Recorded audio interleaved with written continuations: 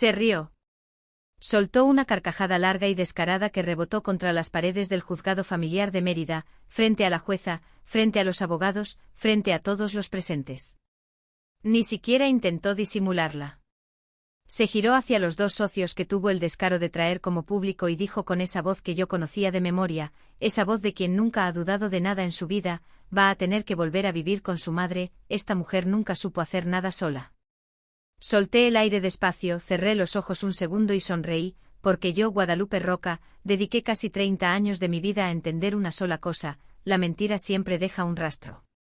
30 años siguiendo huellas que supuestamente no existían, encontrando lo que ciertos hombres juraban no tener. Y durante los últimos 4 años, mientras Ignacio dormía tranquilo cada noche en la recámara que compartimos por más de 3 décadas, yo había estado haciendo exactamente ese mismo trabajo, solo que esta vez el rastro tenía su nombre.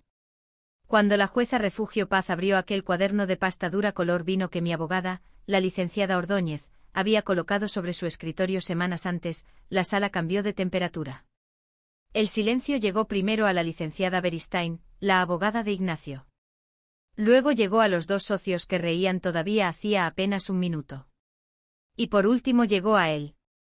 Vi cómo su mandíbula se tensaba, vi cómo aquella sonrisa se fue apagando despacio, como una vela que alguien sopla sin prisa, y comprendí en ese instante que 32 años de secretos guardados, los suyos y los míos, acababan de presentar su cuenta.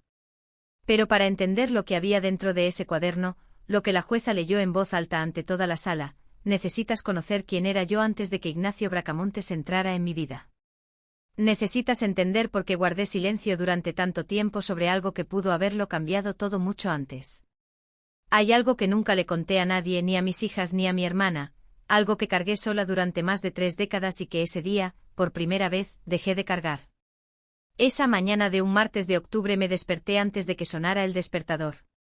Hacía años que mi cuerpo no necesitaba una alarma. Me senté al borde de la cama con los pies descalzos sobre el piso frío, ese frío que sube despacio y te recuerda, sin palabras, que estás viva. Afuera todavía no cantaban los pájaros, solo había ese silencio denso que tienen las ciudades del sureste en las horas más oscuras antes del amanecer. Fui a la cocina, puse el café, el olor lo llenó todo de inmediato, ese aroma que había despertado esa misma cocina durante más de 3 décadas de mañanas. Tomé la primera taza entre las manos y sentí el calor atravesándome los dedos poco a poco, como una promesa pequeña. Por un segundo, nada más por un segundo, quise que fuera una mañana cualquiera, que no hubiera juzgado, que no hubiera cuaderno, que no hubiera nada de lo que había descubierto. Pero ese pensamiento duró muy poco. En el corredor las fotos de siempre miraban desde la pared, nuestra boda, el bautizo de Renato, la primera comunión de Ximena, las vacaciones en Celestún cuando las niñas todavía eran niñas y el mundo todavía parecía simple. Me detuve frente a la foto de nuestra boda. Ignacio con 27 años, yo con 25, el ramo blanco entre las manos, los dos mirando a la cámara con esa sonrisa que uno pone cuando cree que todo está comenzando bien. Puse la yema del dedo sobre el cristal frío y pensé, cuánto no sabías tú de mí ese día, y cuánto tardé yo en aprender lo que tenía que saber de ti. ¿Sabes qué fue lo que más me costó de esa mañana? No fue el nerviosismo, no fue el miedo, fue la calma, esa calma profunda y extraña que yo misma no terminaba de entender, como si una parte de mí hubiera estado preparándose para ese día durante mucho tiempo sin avisarle a la otra parte. Me puse el vestido azul marino que había colgado la noche anterior en la puerta del armario, el mismo que usé años atrás en la ceremonia de retiro del ingeniero Anselmo Reyes, quien se despidió de la compañía aseguradora tras décadas de servicio. Un vestido simple de tela firme, sin adornos, guardado muchos años y que todavía me quedaba perfecto. Ignacio ese día llevaría el traje que había comprado meses atrás en una tienda del centro comercial, un traje que según el estado de cuenta que revisé en silencio una tarde había costado una fortuna en tela importada. Guardé ese recibo en el cuaderno de pasta vino, era una pieza más de esa colección que él nunca supo que existía. Tomé mi bolso de piel, el mismo que mi madre me regaló el primer día que entré a trabajar en la aseguradora, ya gastado en las esquinas pero todavía firme, y salí de esa casa por última vez, sin voltear a verla. Para entender todo esto, tengo que llevarte conmigo a una tarde de hace muchos años, a Mérida, cuando una muchacha de 23 años subió por primera vez las escaleras de las oficinas centrales de una aseguradora con unos zapatos nuevos que le apretaban y un folder de documentos bajo el brazo. Esa muchacha era yo. Tenía 23 años y creía, con toda la certeza que da la juventud, que la vida funcionaba como una póliza bien redactada, cada cláusula en su lugar, cada riesgo cubierto. Lo que yo no sabía entonces, lo que tardaría años en comprender, es que las personas también ocultan cláusulas, que hay hombres que dicen amarte mientras esconden condiciones enteras, y que a veces el trabajo más difícil de una investigadora de siniestros no es encontrar el daño que alguien inventó, es aceptar que quien mintió dormía a tu lado. En el departamento de investigación de fraudes, entre archiveros de metal color crema y ese olor a papel antiguo mezclado con tinta de sello, conocí al hombre que cambiaría para siempre mi manera de ver el mundo. El ingeniero Anselmo Reyes tenía entonces más de 60 años, el cabello completamente blanco, peinado con precisión, una mirada que parecía leer por debajo de las palabras. El primer día que llegué a su oficina, sin levantar los ojos de los documentos que tenía en la mano, me dijo algo que no he olvidado nunca. Guadalupe, dijo con esa voz tranquila que tenía, no busques lo que ves, busca lo que no cuadra. Recuerda esas palabras, las vas a necesitar para entender todo lo que viene después. No busques lo que ves, busca lo que no cuadra. Esa frase me quedó grabada de una manera que no supe explicar entonces.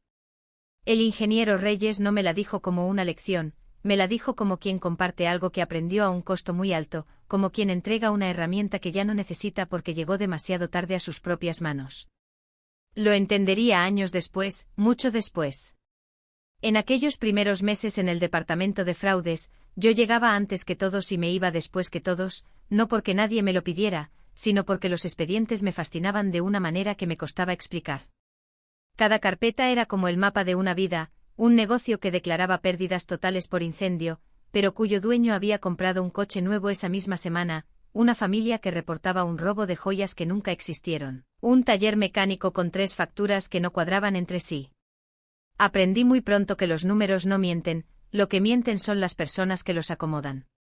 Había algo en ese trabajo que me daba una sensación muy particular, la sensación de que la verdad, sin importar que tan bien escondida estuviera, siempre dejaba una huella, siempre una cifra fuera de lugar, un recibo que llegaba demasiado rápido, y que bastaba saber dónde mirar. ¿Sabes qué fue lo primero que no supe ver cuando llegó Ignacio Bracamontes a mi vida? Lo conocí en el cumpleaños de mi prima Soledad. Yo llegué tarde porque había terminado un informe pericial que tenía que entregar a primera hora del lunes siguiente. Entré a la casa de mi tía con los zapatos todavía puestos y una carpeta bajo el brazo porque nunca aprendí a dejar el trabajo en la oficina. Ignacio estaba parado junto a la barra de la cocina con un vaso de agua en la mano, escuchando a mi tío contar una historia que sin duda ya había contado antes, pero Ignacio reía como si la escuchara por primera vez, reía con todo el cuerpo, de una manera que hacía que los demás quisieran estar dentro de ese momento. Eso fue lo primero que noté de él, la manera en que hacía sentir a la gente que era interesante. Salimos poco más de un año. Me mandaba mensajes largos por las tardes, me llamaba a la oficina a mediodía, que era cuando yo tenía mi hora de descanso, nunca llegó tarde a ninguna cita. El día que me propuso matrimonio preparó la cena él mismo, en el pequeño departamento donde vivía, pollo en escabeche y un flan que quedó un poco flojo pero que comimos igual riéndonos. Dije que sí, por supuesto que dije que sí. Te voy a contar algo que no le he dicho a nadie. El día de nuestra boda, mientras esperaba en la sacristía con mi madre ajustándome el velo, tuve un pensamiento que duró menos de 10 segundos y que me da vergüenza admitir. Pensé, hay algo que no termino de ver en él. Solo eso, un segundo de duda, tan rápido como un parpadeo, tan pequeño como una grieta que todavía no duele. Y lo ignoré. Lo enterré debajo de la emoción del día, debajo del vestido blanco, debajo de la música del órgano. Lo ignoré de la manera en que ignoramos las cosas que no queremos ver cuando todavía tenemos la posibilidad de verlas.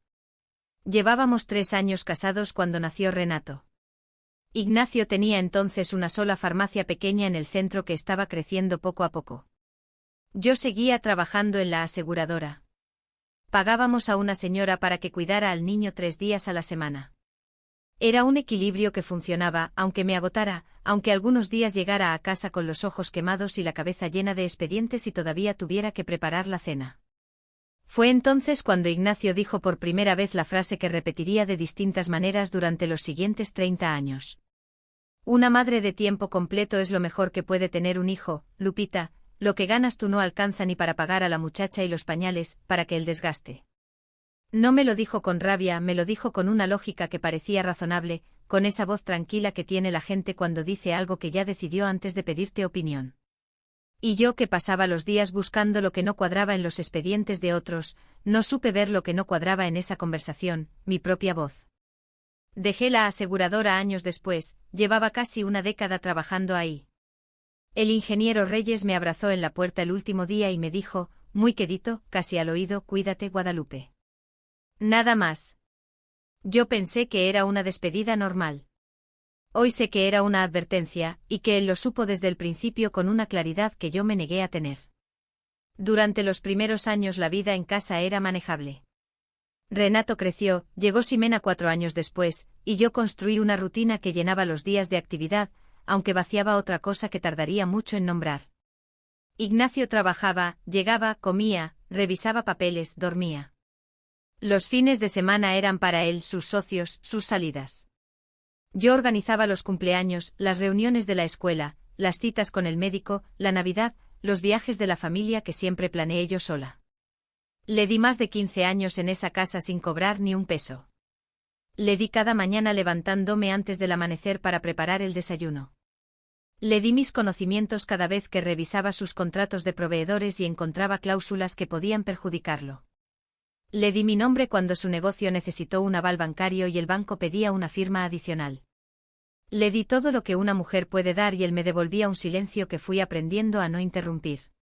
Hubo un año donde creí que las cosas iban a mejorar.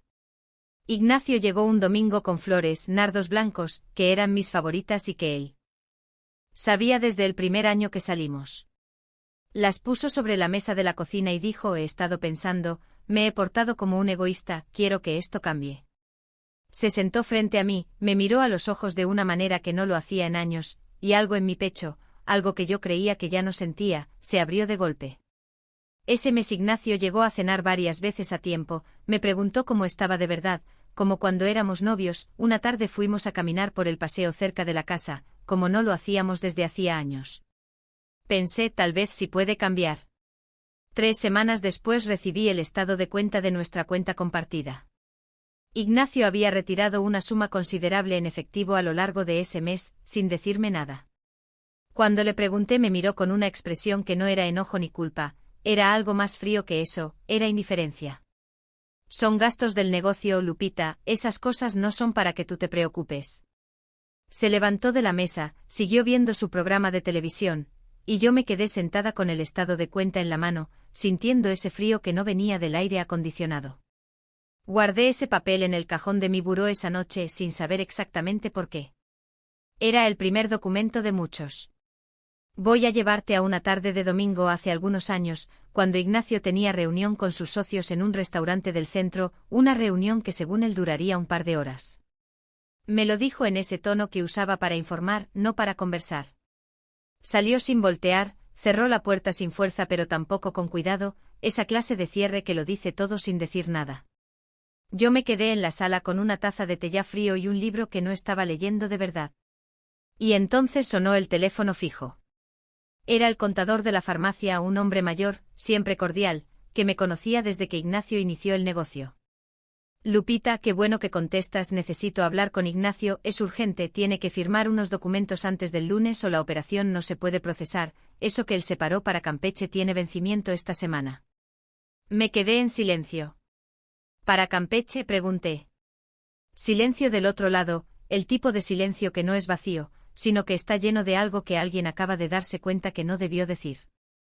Luego pensé que él, discúlpame Lupita, dile que me llame.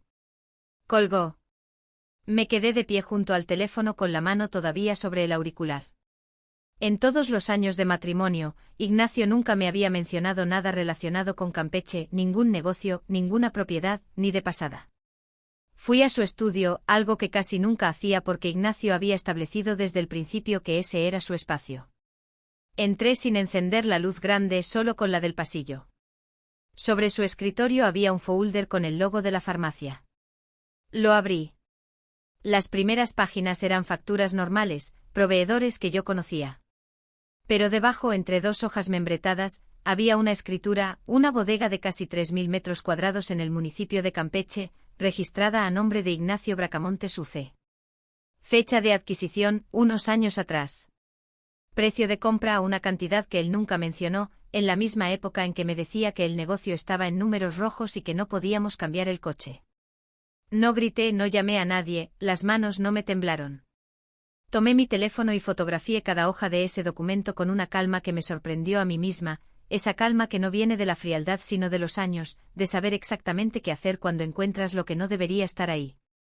Después volví a acomodar todo exactamente como estaba, apagué la luz y cerré la puerta del estudio con el mismo cuidado con que se cierra algo que todavía no ha terminado de revelar lo que guarda. Fui a la cocina, calenté el té y cuando Ignacio llegó esa noche oliendo a vino tinto, le dije, «Te llamó el contador, dice que lo llames». Él asintió, me dio la espalda, y yo lo miré caminar por el pasillo con los ojos de una investigadora que por fin había dejado de mirar para el lado equivocado. Esa noche antes de dormirme abrí el cajón del buró y puse las fotos del documento junto al estado de cuenta anterior. 2 papeles, el principio de algo que todavía no sabía exactamente cómo terminaría, pero que sí, que yo lo sabía en el fondo, terminaría en un juzgado. Faltaban todavía varios años para ese martes en que la jueza Refugio Paz abriría aquel cuaderno de pasta vino. Pero esa noche, con Ignacio dormido a mi lado, respirando con esa tranquilidad que tiene la gente que no cree que nadie la está mirando, algo se acomodó dentro de mí de una manera muy definitiva, como cuando una cerradura hace clic. ¿Sabes qué fue lo más difícil de esos años? No fue descubrir las cosas, fue convivir con lo que había descubierto sin mostrar nada, sentarme a desayunar frente a él todas las mañanas, escuchar sus planes, responder sus preguntas con la misma voz de siempre, sonreír en la cena de Navidad con los hijos, mantener todo exactamente igual en la superficie, mientras por dentro yo estaba construyendo algo con paciencia, con la misma disciplina que aprendí en el departamento de fraudes. Cuando la pandemia nos metió a los dos en la misma casa sin posibilidad de salir, pensé que eso sería lo que nos destruiría. Pero fue lo contrario. En aquellos primeros meses, Ignacio y yo encontramos una rutina que de alguna manera funcionó. Él cocinaba los sábados, yo ponía música mientras él lo hacía. Una tarde vimos una película juntos en el sillón, como no lo hacíamos desde años, e Ignacio se rió, una risa genuina, esa risa de antes que yo reconocía todavía. Y me miró y dijo, qué raro que a veces tengas que quedarte sin salida para recordar lo que tienes en casa. Sentí algo calentarse en el pecho, algo que no quería sentir pero que estaba ahí. Durante algunas semanas creí que quizás me había equivocado en algo, que quizás la bodega en Campeche tenía una explicación que yo no había querido escuchar.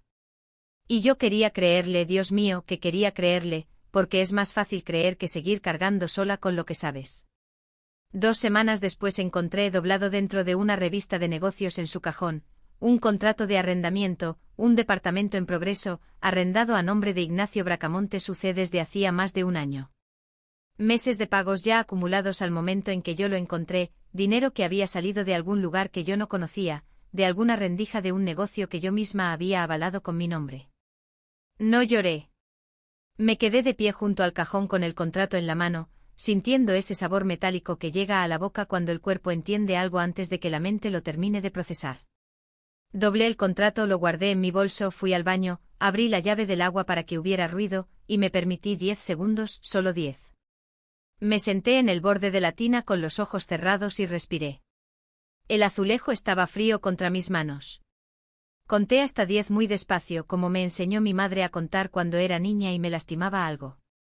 El dolor no desaparece, pero se hace más pequeño. Llegué a 10, apagué el agua, me levanté, me miré en el espejo un momento, arreglé el cuello de mi blusa y salí a la sala a sentarme junto al hombre que creía conocerme.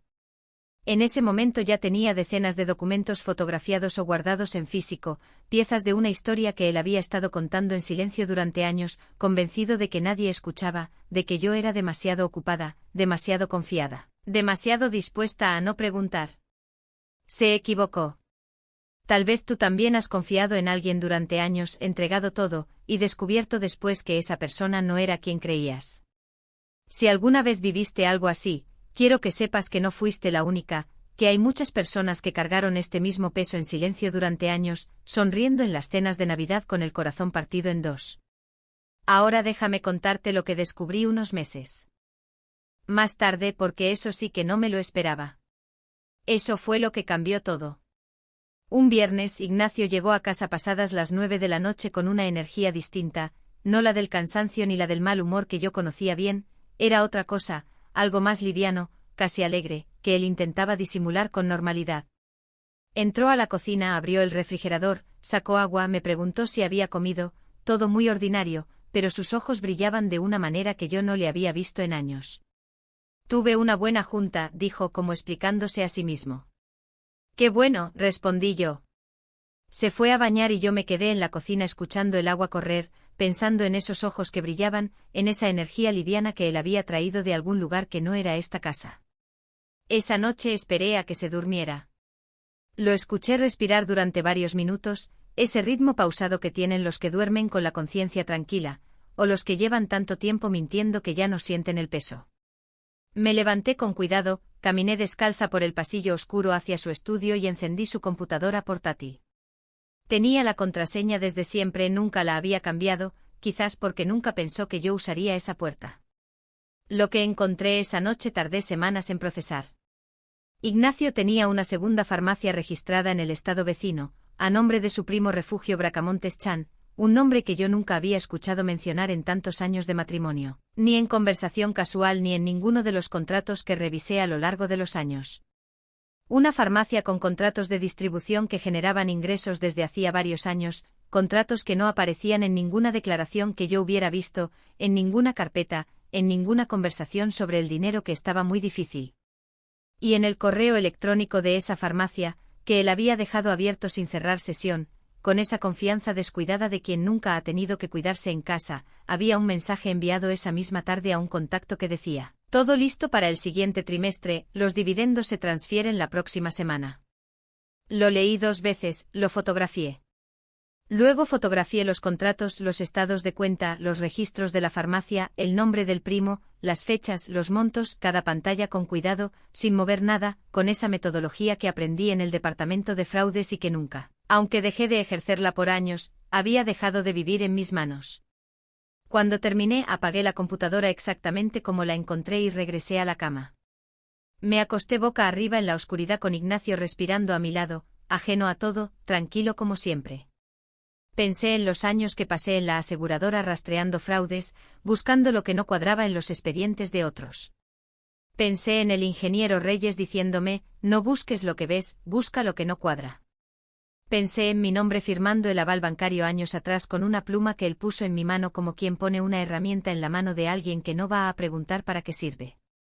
Ese recuerdo llegó completo esa noche acostada en la oscuridad, y con él llegaron los demás, todos los que había guardado sin saberlo, uno encima del otro con fecha y contexto, como documentos en un cajón que nunca se tiró porque alguna parte de mí siempre supo que iban a ser necesarios. Le di el Día de las Madres que pasé cocinando sola para una familia que llegaba tarde. Le di los fines de semana sin quejarme. Le di mi firma en ese aval. Le di mi silencio cuando retiraba dinero sin explicación. Le di mi presencia en cada cena de negocios donde yo era la esposa y nada más, la que sonreía, la que no interrumpía, la que sabía más de números que cualquiera en esa mesa y nunca lo dijo. Le di todo lo que tenía y él utilizó cada cosa que le di para construir algo que no incluía mi nombre, algo que desde el principio estaba diseñado para que yo nunca lo viera. Lloré esa noche, no en silencio, metí la cabeza en la almohada y lloré de una manera que no había llorado desde que murió mi madre. Ignacio no se movió, siguió durmiendo con ese ritmo pausado de siempre. A la mañana siguiente me levanté temprano, hice el café, puse el desayuno, corté fruta, doblé la servilleta como lo hacía desde hacía años. Cuando Ignacio bajó, yo ya estaba sentada en la mesa con la taza entre las manos y la cara completamente tranquila. Buenos días, dije. Buenos días, respondió. Y desayunamos en silencio, igual que siempre. Fue por esos días cuando la licenciada Ordóñez entró en mi vida. Me la recomendó mi amiga de toda la vida, Elvia, que supo antes que nadie lo que estaba pasando, porque Elvia lleva décadas conociéndome y sabe cuando guardo algo detrás de los ojos. La licenciada Ordóñez tenía un despacho pequeño en el segundo piso de un edificio del centro, con libreros que llegaban al techo y una planta que crecía sin control sobre el archivero. La primera vez que la visité llevé conmigo un folder azul con decenas de documentos ordenados por fecha, foliados, con separadores de color por categoría. Ella los revisó durante largo rato sin decir una sola palabra, sin expresión de sorpresa ni de juicio, solo leyendo, con esa concentración tranquila de quien ha visto muchas historias parecidas y sabe que cada una tiene su propia forma de terminar. Cuando terminó, levantó los ojos y me dijo: Guadalupe, ¿cuánto tiempo llevas preparando esto? Más de un año, le respondí. Ella asintió despacio, como quien recibe una respuesta que confirma algo que ya calculó. Vamos a necesitar un perito evaluador independiente y tiempo real, ¿puedes seguir? Llevo toda mi vida siguiendo, le dije, otro año más no me va a detener. Fueron meses de trabajo en paralelo. Yo vivía mi vida de siempre en esa casa, desayunos, comidas, conversaciones sobre el clima, los hijos, el vecino que había remodelado su jardín. Ignacio nunca notó nada, o si notó algo lo atribuyó al cansancio, a la edad, a ese estado vago que él siempre llamaba tus cosas. Los hombres que se sienten seguros rara vez buscan señales de peligro donde siempre ha habido tranquilidad, es una forma de ceguera que ellos mismos construyen. Hubo un momento que más me costó de todo este proceso. Renato, mi hijo mayor, me llamó un domingo para decirme que él y su esposa habían decidido celebrar el cumpleaños de Ignacio en un restaurante el siguiente sábado, de esos con iluminación tenue y cartas sin precios marcados, donde la gente va a verse, no solo a comer. Claro, dije, ¿qué necesitan que lleve? Nada, mamá, solo ven. Esa noche, sin que nadie me lo pidiera, fui a la pastelería de siempre, la que olía a vainilla y mantequilla desde la puerta, la misma señora con el delantal de flores que me conocía por mi nombre. Pedí el pastel de siempre, 3 pisos, betún de cajeta, las letras en verde botella, porque ese era el color favorito de Ignacio, porque yo todavía sabía eso, porque esas cosas no se olvidan aunque uno quisiera. Llegué al restaurante con el pastel en una caja blanca y me encontré con algo que no esperaba. En la mesa junto a Ignacio, sentada en el lugar que siempre fue el mío en las reuniones familiares, estaba una mujer de unos 40 años que yo nunca había visto. Cabello oscuro, traje sastre color arena, una tranquilidad en el cuerpo de quien ya lleva tiempo sintiéndose en casa en los lugares donde llega. Renato se levantó a recibirme con una sonrisa demasiado ensayada. Mamá, ella es Renata, una amiga de papá. Ignacio me miró desde el otro extremo de la mesa, no con culpa, con algo peor, con indiferencia, la misma expresión con que miraba el tráfico o el pronóstico del tiempo, algo que simplemente estaba ahí, que no requería explicación ni disculpa. No dije nada, sonreí, saludé a Renata con esa cortesía que uno aprende cuando lleva décadas siendo la esposa invisible en las cenas de negocios. Me senté en el único lugar disponible, frente a mis nietos, que me abrazaron con esa alegría sin cálculo que solo tienen los niños, y que esa noche fue lo único en esa mesa que se sintió real. Cuando llegó el momento del pastel, lo saqué de la caja y lo puse sobre la mesa sin que me temblara un solo músculo de la cara. Renata vestía un reloj que yo reconocí, no porque lo conociera de antes, sino porque semanas atrás había revisado un estado de cuenta de la farmacia del primo que incluía una transferencia limpia, sin nota, a una joyería de lujo de la capital. El pastel que yo puse sobre esa mesa había costado una fracción mínima de esa cifra, 2 números que no necesitaban ningún perito para contar su historia. No lloré en ese restaurante, no frente a ellos. Frente a ellos fui la mujer que siempre había sido presente, tranquila, sin quejas, sin escenas, la que no molestaba, la que no exigía, la que sonreía en los momentos en que otra mujer habría volteado la mesa, sin entender que las mujeres que no levantan la voz a veces son las que más claramente están viendo todo. Solo cuando llegué a mi coche en el estacionamiento, cuando cerré la puerta y quedé sola con el olor a cuero viejo de ese coche que yo nunca pedí cambiar porque había aprendido a no pedir, me permití unos minutos. Apoyé la frente en el volante, respiré y pensé muy claro, con una calma que ya no era resignación sino decisión, ya falta poco. Faltaban todavía meses para aquel martes de octubre en el juzgado familiar, para la risa de Ignacio, para el cuaderno de pasta vino, para el silencio de esa sala que todavía escucho a veces cuando la casa está muy quieta. Pero antes de llegar ahí, necesito contarte lo que descubrí un poco más tarde, algo que ni la licenciada Ordóñez esperaba, algo que lo cambió todo de una manera que yo misma no había calculado y que demostró una vez más que la verdad siempre deja una huella, siempre basta saber dónde mirar. Un martes de octubre, año y medio antes del juicio, yo había ido al mercado a primera hora de la mañana, una cosa completamente ordinaria. Ignacio tenía reunión y no regresaría hasta la tarde. Llegué a casa, cargué las bolsas hasta la cocina, y cuando fui a guardar las cosas en el cajón de los documentos del hogar, donde guardábamos las facturas de la luz, del agua, de los servicios de la casa, noté que el cajón no cerraba bien. Había algo que lo trababa desde adentro. Saqué todo: facturas, recibos, manuales de electrodomésticos viejos que nadie había tirado. Y en el fondo, pegado con cinta adhesiva al interior del cajón, había un sobre con el membrete de un despacho de abogados que yo no conocía, especialistas en derecho familiar y patrimonial. El sobre tenía fecha de varios años atrás. Lo abrí con ese mismo reflejo que me había acompañado toda la vida en la aseguradora: manos firmes, respiración pausada, ojos atentos. Era una carta de consulta. Ignacio había pedido orientación legal sobre los pasos necesarios para iniciar un eventual proceso de divorcio, de manera que los bienes adquiridos durante el matrimonio pudieran ser reclasificados como bienes propios mediante figuras legales disponibles. La carta detallaba opciones: transferencias a nombre de terceros de confianza, constitución de fideicomisos, cambio de régimen matrimonial. Varios años antes de aquel martes, más años antes del juicio. Me senté en el piso de la cocina con las bolsas del mercado todavía abiertas a mi lado. El refrigerador zumbaba. Afuera, en la calle, pasó una motocicleta haciendo ruido. Todo seguía funcionando con normalidad perfecta, mientras yo sostenía en las manos la prueba de que el hombre con quien compartí cama durante más de 3 décadas llevaba años planeando dejarme sin nada. No un impulso, no una decisión tomada en un mal momento, una estrategia calculada, documentada, con fecha y membrete de abogado. Años mintiéndome, años cocinando, conviviendo, durmiendo bajo el mismo techo, mientras él ya sabía exactamente lo que iba a pasar.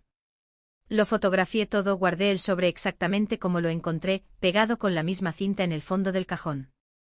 Volví a meter todo lo demás encima, cerré el cajón, puse las cosas del mercado en su lugar, hice la comida.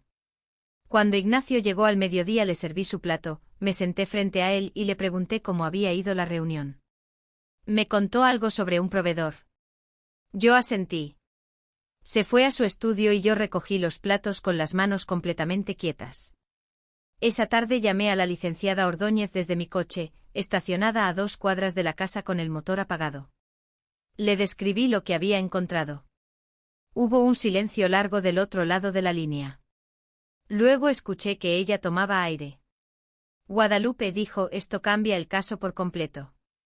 Sí, lo cambiaba todo, porque la diferencia entre un esposo que decide divorciarse y un esposo que durante años transfiere activos, consulta a abogados y planifica metódicamente dejar a su cónyuge sin patrimonio, no es una diferencia de intención, es una diferencia de categoría legal. Era fraude patrimonial conyugal, porque yo había pasado años de mi vida aprendiendo exactamente cómo se documenta eso.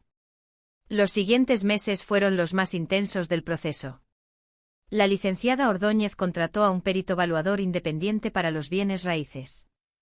Yo preparé un informe paralelo con toda la documentación que había reunido, ya organizada en varias secciones separadas por categoría: bienes inmuebles no declarados, movimientos bancarios irregulares, la farmacia del primo, la carta del despacho de abogados.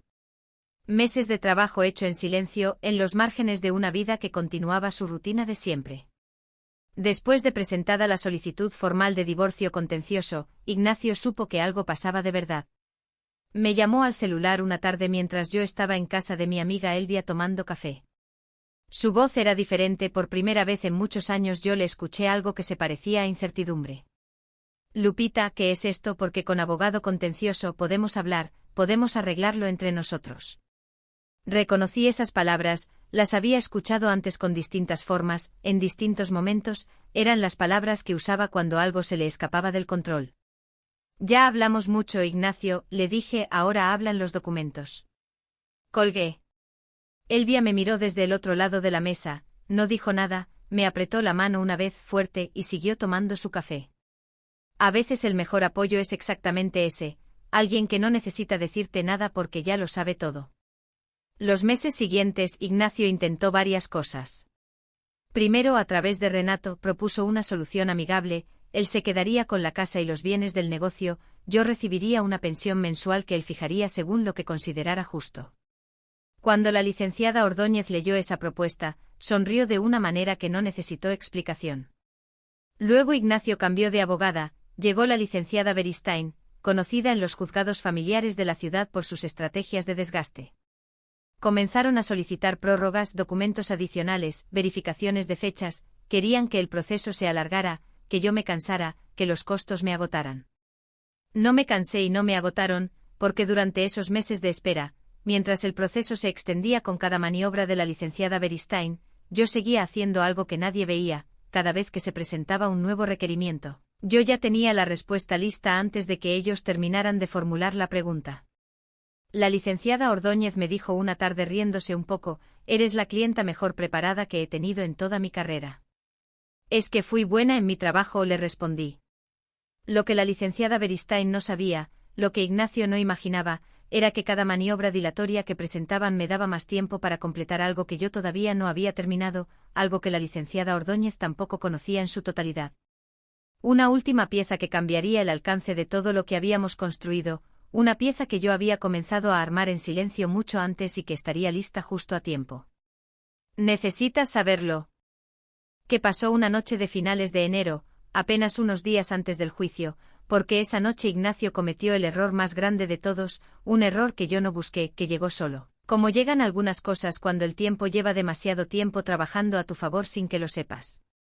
Yo estaba en la habitación que había sido nuestra recámara durante más de 3 décadas, pero que desde que presentamos la demanda era solo mía. Ignacio había tomado la recámara de huéspedes sin que nadie se lo pidiera, como si él también supiera que ya no había vuelta atrás. Estaba leyendo o intentando leer con la lámpara encendida y el libro abierto, pero los ojos en el techo cuando escuché voces abajo. Ignacio estaba en la sala hablando por teléfono, no en voz baja. Me levanté sin hacer ruido, caminé descalza hasta el pasillo y me detuve en la oscuridad de las escaleras, donde la voz llegaba con claridad desde abajo. «Para el 14 ya todo tiene que estar listo, asegúrate de que el traspaso esté firmado antes del viernes». Pausa. No me importa lo que diga ella o su abogada. Para cuando la jueza vea los papeles, los bienes ya no van a estar a mi nombre. Otra pausa. Claro que va a apelar, déjala, para entonces ya no hay nada que recuperar. Me quedé inmóvil en las escaleras. El piso estaba frío bajo mis pies. Y sin embargo regresé a la recámara sin hacer ruido, cerré la puerta con suavidad, me senté en el borde de la cama y tomé mi teléfono. Le envié un mensaje a la licenciada Ordóñez: «Necesito hablar mañana a primera hora, urgente». Apagué la lámpara, me acosté en la oscuridad con los ojos abiertos y sonreí, porque Ignacio, en esa llamada telefónica hecha en su propia sala, creyéndose solo en la casa, acababa de darme algo que ni yo ni la licenciada Ordóñez teníamos todavía: la confesión de su intención grabada en mi teléfono, porque yo había pulsado el botón de grabación a los pocos segundos de escuchar la primera frase. Años trabajando en fraudes te enseñan a reaccionar rápido. A la mañana siguiente la licenciada Ordóñez escuchó el audio en su despacho sin decir una sola palabra. Cuando terminó, levantó los ojos y me miró con una expresión que yo no le había visto antes. No era solo satisfacción profesional, era algo más parecido al asombro. «Guadalupe», dijo en voz baja, «¿sabes lo que acabas de traer?» «Sé exactamente lo que traje», le respondí. Lo que yo había grabado aquella noche no era solo evidencia adicional para el caso de divorcio, era la prueba de un delito en curso, fraude familiar conyugal, porque Ignacio en ese momento estaba en proceso de transferir activos de la sociedad conyugal a nombre de terceros para sustraerlos del proceso judicial, y lo había dicho en voz alta con nombres y fechas, apenas días antes de que la jueza abriera aquel cuaderno de pasta vino. La licenciada Ordóñez pasó los siguientes días trabajando con una intensidad que yo nunca le había visto. Sumamos la grabación a los documentos previos, solicitamos una medida cautelar de congelamiento de activos que fue concedida en menos de 2 días. Cuando Ignacio llegó a firmar ese traspaso que había mencionado en la llamada, el notario le informó que los bienes estaban sujetos a medida cautelar judicial y que ninguna transacción era posible hasta la resolución del caso. No estuve ahí para verlo, me lo contó la licenciada Ordóñez esa misma tarde. Me dijo que la licenciada Beristain había llamado a su despacho en un tono muy diferente al que usaba en los alegatos formales. «Necesito que entiendas todo lo que estaba dentro de aquel cuaderno de pasta vino, no como lista fría de documentos, sino como lo que realmente era: años de vida paralela, de noches con el teléfono en la mano, de mañanas sirviendo el desayuno con calma absoluta mientras por dentro todo ardía, de domingos en misa pidiendo no amargura ni venganza, sino solo claridad». En ese cuaderno había una bodega en Campeche de casi 3.000 metros cuadrados. Había una farmacia en el estado vecino que generó dividendos durante años. Había un departamento en progreso. Había decenas de documentos, facturas, estados de cuenta, correos electrónicos, escrituras, contratos. Había una carta de un despacho de abogados que probaba que Ignacio había comenzado a planificar dejarme sin nada años antes de que yo presentara la demanda. Había una grabación de audio de poco más de 2 minutos. Y había algo más, algo que ni la licenciada Ordóñez conocía en su totalidad hasta esa última semana. Meses atrás, revisando los documentos de la farmacia del primo, encontré referencias a otro nombre, el de un tal Refugio Bracamontes Chan, un nombre que yo nunca había escuchado en tantos años de matrimonio. Lo busqué primero en los registros públicos de comercio que yo sabía consultar desde mi época en la aseguradora, y encontré algo que no esperaba. Ese hombre era el propietario registrado de una casa en un fraccionamiento residencial al norte de la ciudad, adquirida hacía un par de años, con valor catastral considerable. Y en los documentos de esa propiedad, como referencia del comprador, aparecía un número de teléfono, el mismo número que Ignacio usaba para su teléfono secundario, el que yo descubrí que existía tiempo atrás, cuando encontré la factura de la compañía telefónica doblada dentro de un libro en su estudio. Contraté a una empresa de investigación privada. Gente discreta, profesional, con experiencia en asuntos de derecho familiar. Les pedí una sola cosa, verificar si existía relación dagyementebel entre Ignacio Bracamontes Uce y ese primo suyo, que fuera relevante para un proceso judicial. Tardaron varias semanas. Lo que me entregaron cambió el alcance del caso de una manera que todavía me cuesta describir. Refugio Bracamontes Chan no era solo el nombre en la farmacia, era el nombre con que Ignacio había registrado activos por un valor muy superior al que cualquiera hubiera imaginado, propiedades, cuentas, participaciones en negocios. Todo transferido de la sociedad conyugal mientras Ignacio me decía que el dinero estaba difícil. Cuando la licenciada Ordóñez vio ese informe por primera vez, días antes del juicio, se quedó en silencio tanto tiempo que yo le pregunté si estaba bien. Estoy bien, me dijo, estoy calculando. Esa tarde trabajamos hasta muy noche en su despacho, reorganizando la estructura del caso. El cuaderno de pasta vino que yo había preparado durante años ahora tenía una sección adicional que la licenciada Beristain no podía haber anticipado, porque ninguno de sus movimientos había considerado la posibilidad de que yo llevara toda una vida aprendiendo exactamente cómo se encuentran los activos que alguien no quiere que encuentres. La noche antes del juicio me senté a la mesa de la cocina con una taza de té y revisé cada documento una última vez. Todo en orden, todo en su lugar. Pensé en el ingeniero Anselmo Reyes en aquella oficina de hace tantos años, cuando me dijo esa frase que llevé conmigo durante toda la vida, no busques lo que ves, busca lo que no cuadra. Yo había buscado lo que no cuadraba, y lo había encontrado todo. Me levanté, lavé la taza, apagué la luz de la cocina y subí a dormir. Mañana sería el día. El juzgado familiar de Mérida olía a papel húmedo y a ese desinfectante de piso que huelen todos los edificios de gobierno en este país.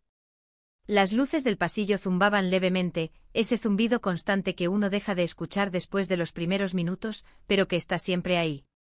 Mis zapatos hacían ese sonido seco y preciso sobre el piso. La licenciada Ordóñez caminaba a mi lado con su portafolio bajo el brazo y una expresión completamente neutral que yo ya sabía leer, concentración total.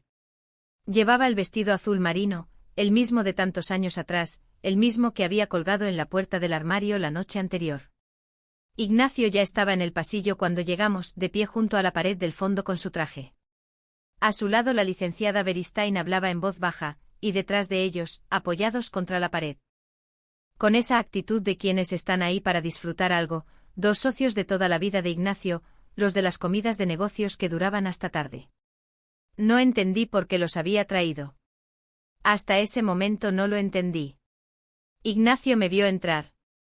Sus ojos recorrieron mi figura un segundo, ese segundo donde la gente cree que puede leer todo de una persona por cómo se ve.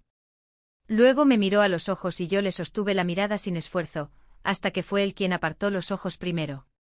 La licenciada Ordóñez y yo tomamos asiento en la sala de espera.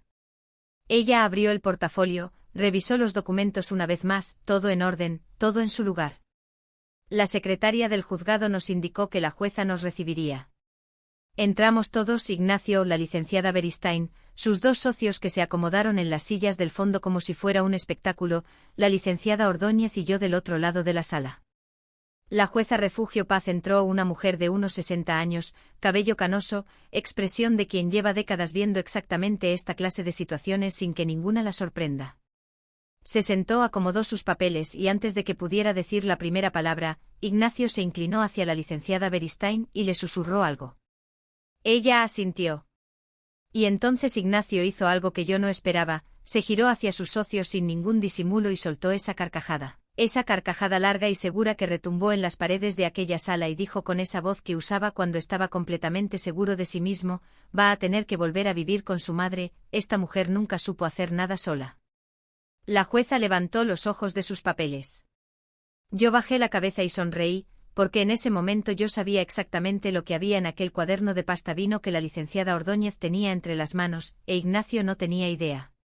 La jueza comenzó con los formalismos del procedimiento, verificación de identidades, confirmación de representación legal, lectura de los puntos principales de la demanda. La licenciada Beristain intervino en un par de ocasiones con objeciones de forma que la jueza desestimó sin demasiado interés. El aire acondicionado estaba demasiado frío, yo podía sentir el frío en las mismas manos que mantuve completamente quietas sobre mi regazo durante todo ese tiempo. Entonces llegó el momento. La licenciada Ordóñez se puso de pie con ese movimiento tranquilo y profesional que tenía, colocó el cuaderno de pasta vino sobre el escritorio de la jueza y dijo, con la venia de su señoría, presentamos el conjunto de pruebas documentales en apoyo a la demanda, incluyendo evidencia de fraude patrimonial conyugal, bienes inmuebles y activos no declarados por un valor considerable, y evidencia de premeditación documentada desde hace varios años. La jueza Paz abrió el cuaderno y la sala quedó en silencio. No fue un silencio gradual, fue inmediato, como cuando alguien apaga el sonido de un cuarto lleno de gente. La licenciada Beristain se inclinó hacia adelante, sus ojos recorrieron la primera página, luego la segunda, y su mandíbula se tensaba levemente, ese movimiento pequeño que hacen las personas cuando leen algo que no esperaban leer. Los dos socios de Ignacio dejaron de moverse en sus sillas. E Ignacio, que minutos antes reía con esa carcajada segura que había llenado el pasillo, que había traído público para ver cómo yo salía de ese juzgado sin nada, miraba el cuaderno desde su lugar con una expresión que yo nunca le había visto en más de 30 años. No era enojo, no era sorpresa, era algo más primitivo que eso, era el reconocimiento de que algo que creía completamente bajo su control no lo estaba. La jueza pasó las páginas con calma profesional. Se detuvo en la sección de bienes inmuebles, luego en los estados de cuenta de la farmacia del primo, luego en la carta del despacho de abogados, y luego llegó a la última sección, la del informe de la investigación privada, la que detallaba los activos transferidos al nombre de Refugio Bracamontes. Chan. Levantó los ojos, miró a la licenciada Beristain. Licenciada, dijo con esa voz pausada que tenía, ¿conocía usted la existencia de estos activos? La licenciada Beristain carraspeó, su señoría, con todo respeto, algunos de estos documentos requieren verificación de autenticidad antes de. La verificación ya fue solicitada y aprobada, interrumpió la licenciada Ordóñez con una calma perfecta, el expediente incluye las certificaciones correspondientes en la última sección. La jueza regresó al cuaderno, encontró la sección, leyó, luego hizo algo que yo no esperaba, dejó los documentos sobre el escritorio, se recargó levemente en su silla y miró a Ignacio directamente, no con hostilidad, con esa mirada específica que tienen los jueces cuando han visto demasiadas veces la misma historia, y ya no necesitan hacer muchas preguntas. Señor Bracamontes, dijo antes de continuar con la audiencia, necesito que su representante legal me confirme si la parte demandada tiene conocimiento de los activos detallados en este expediente. La licenciada Beristain se inclinó hacia Ignacio, vi cómo le decía algo en voz muy baja, vi cómo Ignacio movía ligeramente la cabeza, vi cómo ella volvía a hablar. Era una conversación breve que duró lo que una eternidad. La licenciada Beristain se incorporó, aclaró la voz. La parte demandada, su señoría, solicita un receso para consultar con su representación legal. La jueza miró su reloj, luego miró la sala, sus ojos pasaron por los dos socios de Ignacio, sentados en el fondo, que ahora miraban el piso con una incomodidad visible desde donde yo estaba. Volvió a Ignacio y dijo con esa voz que no subía ni bajaba, concedo 15 minutos. Se levantó y salió por la puerta lateral. La sala quedó casi vacía. La licenciada Beristain tomó del brazo a Ignacio y lo llevó hacia el pasillo con pasos rápidos. Los dos socios intercambiaron miradas entre ellos.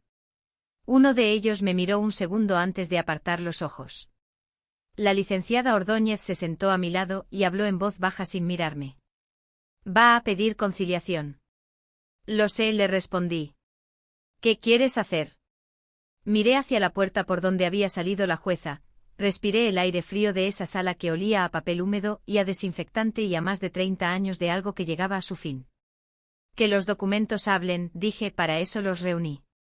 La jueza regresó exactamente a los 15 minutos. Se sentó, acomodó sus papeles con ese movimiento metódico de quien ha repetido el mismo gesto miles de veces. Miró a ambos lados de la sala y entonces dijo algo que yo no esperaba que dijera en ese momento.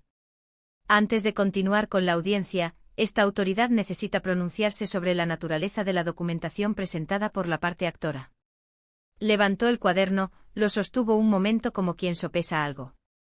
El conjunto de pruebas aportadas excede en alcance los términos del divorcio contencioso original. Lo que este expediente documenta, si las pruebas son verificadas como auténticas, constituye presuntos actos de fraude patrimonial conyugal, así como ocultación sistemática de bienes de la sociedad conyugal durante un periodo no menor a varios años. Hizo una pausa. Esta autoridad tiene la obligación de turnar copia del expediente al Ministerio Público. La sala volvió a quedarse en silencio, pero esta vez era un silencio distinto al de antes. El primero había sido el silencio del asombro, este era el silencio del miedo.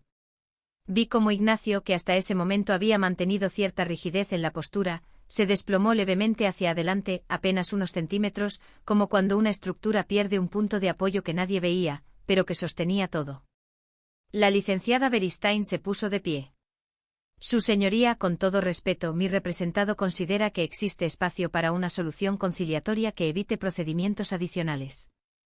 Estamos dispuestos a, licenciada, la interrumpió la jueza con esa voz que no subía ni bajaba, el turno al Ministerio Público no es discrecional, es obligatorio una vez que la documentación presentada sugiere la comisión de un delito, eso no es negociable en esta sala.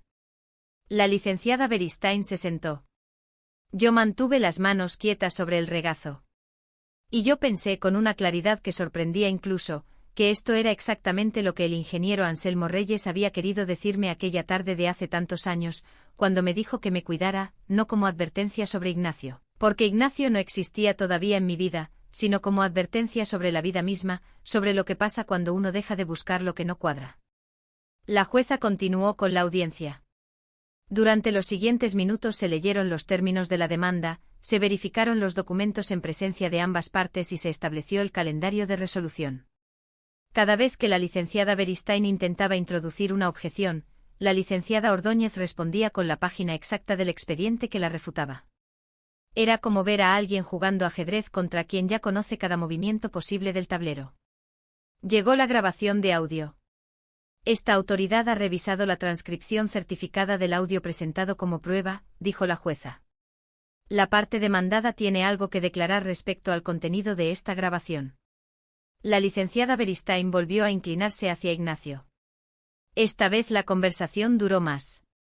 Uno de los dos socios del fondo se levantó despacio y salió de la sala sin decir nada. Luego salió el segundo.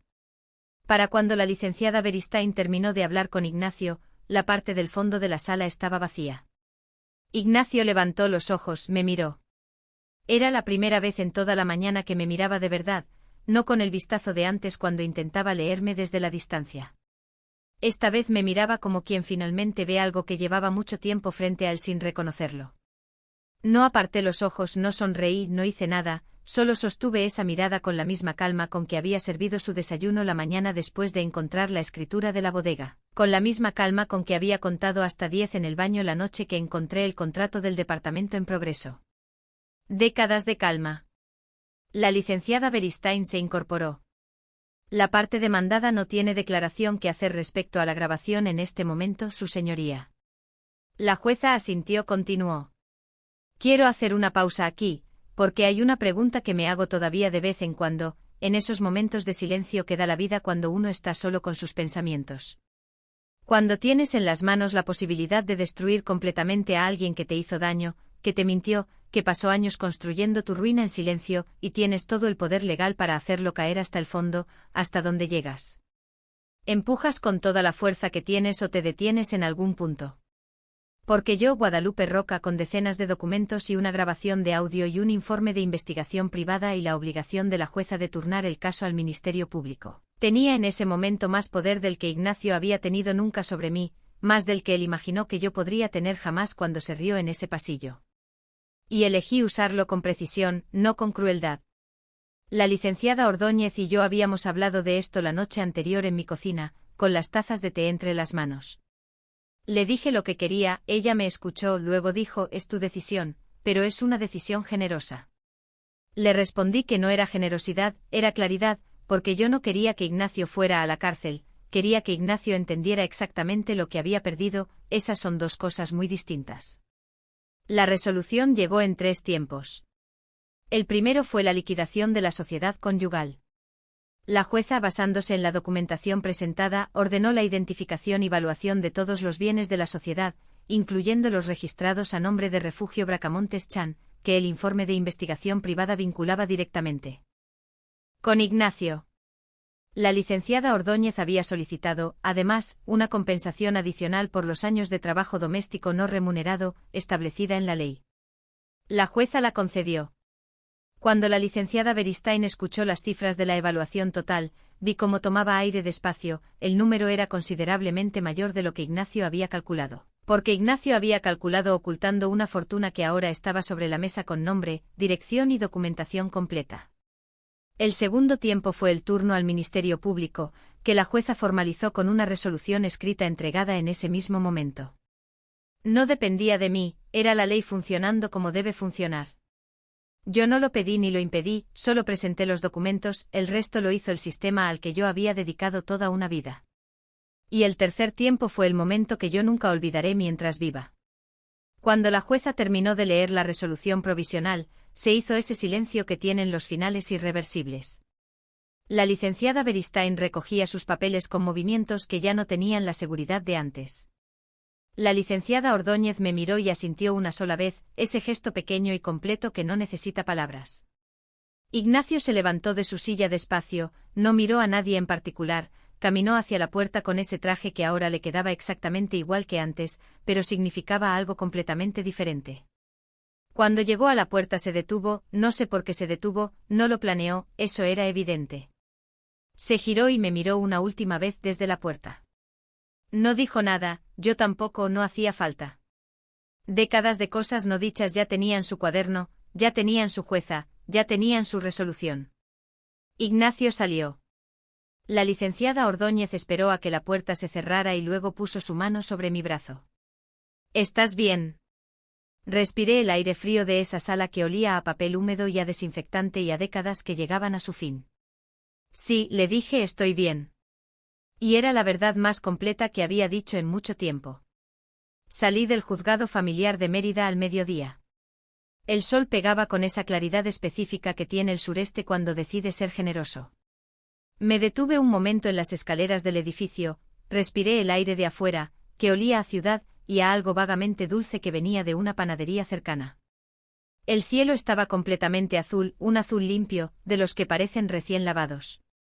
Pensé en mi madre, en ese bolso de cuero que me regaló el primer día que entré a la aseguradora, ya gastado en las esquinas pero todavía firme.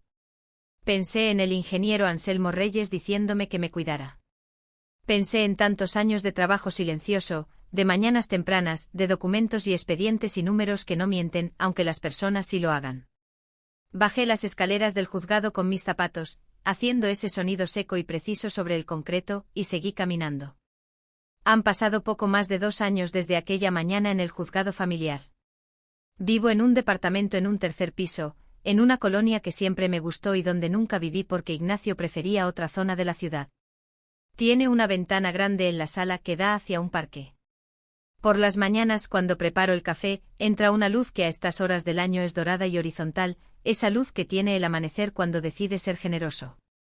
Me gusta ese departamento de una manera que no tiene nada que ver con su tamaño ni con sus acabados. Me gusta porque cada cosa que hay en él la elegí yo. La resolución del caso tomó varios meses en total. Los bienes de la sociedad conyugal fueron identificados, valuados y liquidados con la participación del perito independiente que contrató la licenciada Ordóñez.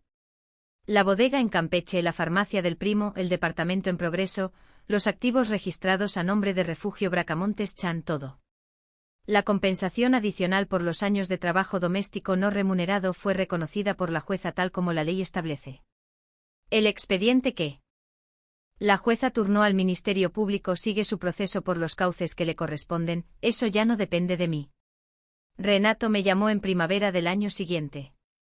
Fue una conversación larga, de esas que empiezan despacio y terminan diciendo cosas que llevaban tiempo esperando ser dichas.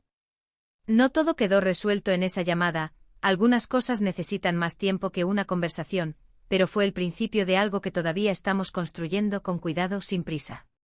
Ximena me visita los jueves, trae a los niños, llenamos la cocina de ese ruido que tienen los niños cuando están cómodos en un lugar, ese ruido que es la mejor clase de música que existe. No guardo rencor, no lo digo como virtud ni como ejemplo, lo digo porque es lo que encontré cuando llegué al fondo de todo esto y miré. El rencor no estaba, pero que lo fui gastando despacio durante años de madrugadas con el teléfono en la mano y documentos sobre la mesa. Cuando llegué al juzgado ya no me quedaba ninguno, solo quedaba claridad. Hace unos meses, revisando papeles viejos en unas cajas que no había abierto desde la mudanza, encontré una carta que el ingeniero Anselmo Reyes me escribió el mes en que dejé la aseguradora. La había guardado sin leer, no sé exactamente por qué o si sé, pero es difícil de explicar, hay cartas que uno guarda sin abrirlas porque en algún lugar sabe que todavía no está listo para lo que dicen. La leí sentada junto a la ventana grande con la taza de café entre las manos y la luz de la tarde entrando de lado. El ingeniero Reyes me contaba en esa carta que él había pasado por algo muy similar muchos años antes de conocerme, un matrimonio que duró más de una década, una persona que creía que él no sabía nada, documentos que él también reunió en silencio con esa paciencia que da el oficio, y un día, en un juzgado, mucho antes de que yo llegara a la aseguradora, salió solo por unas escaleras con el sol en la cara y supo que había recuperado algo que nadie le podía quitar. Eso fue lo que me enseñó sin decírmelo directamente, no los procedimientos, no los reglamentos, me enseñó que una persona que sabe dónde mirar, que aprende a buscar lo que no cuadra, que mantiene la calma cuando el mundo espera que se rompa. Esa persona no pierde aunque parezca que pierde, aunque la dejen sola, aunque alguien se ría en un pasillo creyendo que ha ganado algo. Al final de la carta, el ingeniero Reyes escribió una frase que no he olvidado desde que la leí esa tarde. Guadalupe, el día que entiendas para qué guardaste este silencio, entenderás también lo que siempre supiste de ti misma. Esa tarde la entendí. Le di décadas de mi vida a alguien que nunca me vio de verdad. Le di mis mañanas, mis conocimientos, mi firma, mis silencios. Le di la dignidad de no destruirlo cuando pude hacerlo. Le di, sin saberlo, la oportunidad de que la historia terminara de una manera que yo puedo mirar sin vergüenza. Y él me dio sin querer exactamente lo que yo necesitaba para recordar quién era antes de que empezara todo. Si hay algo que me llevo de todos estos años, si hay algo que quisiera que quedara de esta historia, es esto. El silencio de una persona que sabe no es el mismo que el silencio de una persona que tiene miedo. Uno se ve igual por fuera, por dentro son cosas completamente distintas. Aprende a distinguirlos en los demás, en ti mismo. Y si algún día en la vida que te queda por vivir alguien te mira a los ojos y dice que no puedes, que no sabes, que no tienes nada sin ellos, baja la cabeza un momento, respira y sonríe, no porque tengas que aguantar, sino porque tú sabes lo que hay en tu cuaderno. Aquella mañana de octubre, Ignacio se rió en ese pasillo y dijo, va a tener que volver a vivir con su madre. Hoy tengo un departamento con una ventana grande que da a un parque. Tengo una taza de café que huele igual que el de mi madre. Tengo más de 2 años de mañanas elegidas por mí. Y tengo, por primera vez en mucho tiempo, el peso exacto y suficiente de saber quién soy. No volví a vivir con nadie más que conmigo misma. Empecé por fin a vivir.